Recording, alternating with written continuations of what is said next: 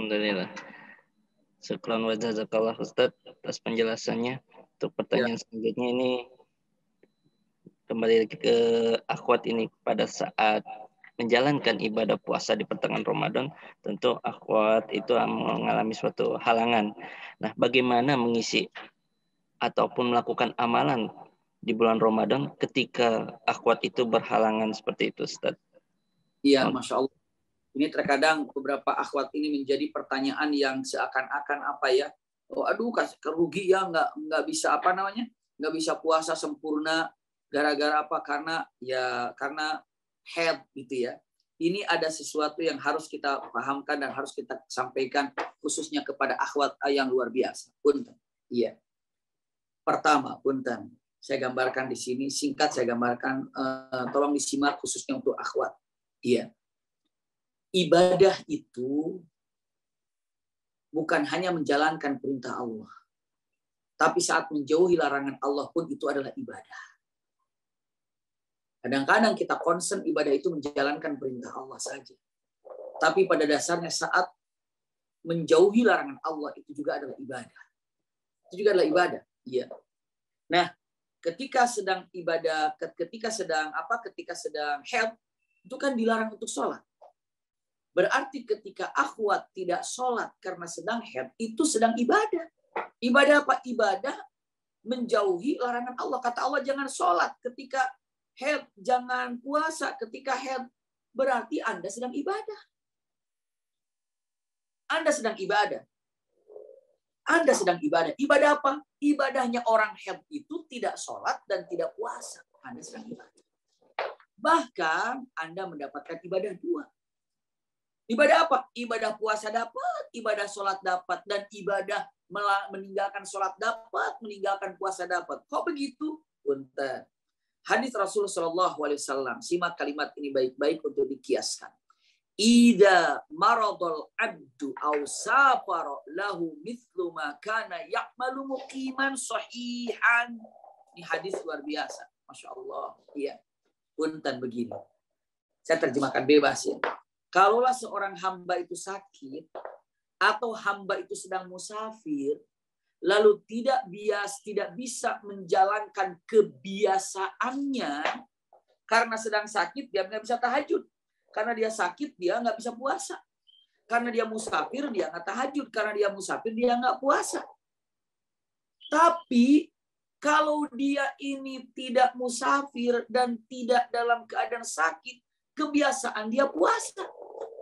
Lalu dia tidak puasa karena sakit ataupun karena musafir.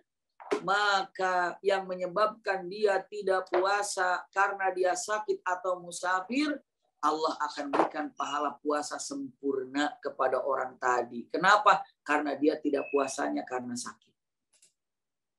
Tapi kan ini head bukan sakit. Head itu bagian daripada dikatakan ada. Ada itu adalah penyakit. Sakit, karena darah kotor dikeluarkan. Maka ketika ada bunda atau akhwat dalam keadaan haid, double pahalanya. Satu, pahala puasa dapat, pahala tarawih dapat, pahala baca Quran dapat. Coba, akhwat kalau lagi tidak haid, puasa nggak? Jawabannya puasa. Akhwat kalau lagi tidak haid, sholat tarawih nggak? Sholat tarawih. Sholat 5 waktu nggak? Sholat 5 waktu. Punten.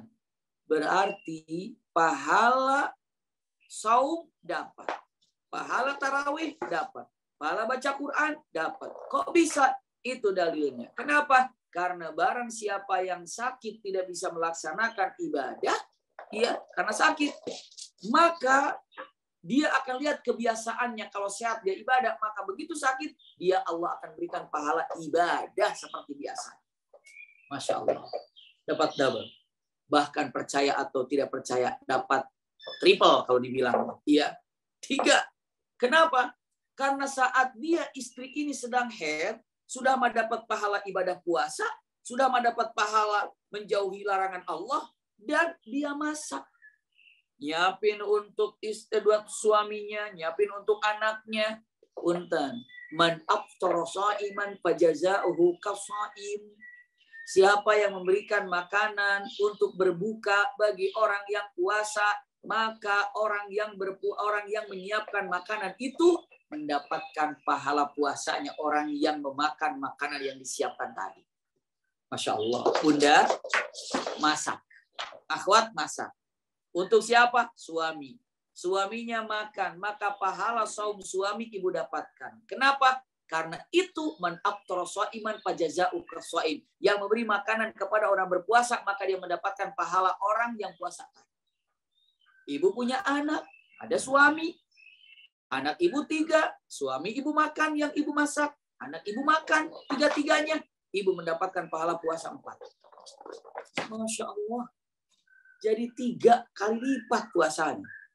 Dapat puasa sendiri, dapat menjauhi ataupun taat kepada Allah, dan dapat puasanya orang-orang yang ibu siapkan makanan. Nah jadi punten, jangan pernah menganggap yang namanya haid ini ada penghalang untuk menyempurnakan saum. Tidak. Karena ini qadarullah. Bahkan kalau kami sedang membina haji khususnya, kami selalu menyampaikan kepada jamaah haji, jangan pakai obat, biarkan saja keluarkan, biar bersih, karena itu adalah kotor yang memang sunnahnya itu dikeluarkan, keluarkan. Karena haji ini tidak akan terhalang karena haid.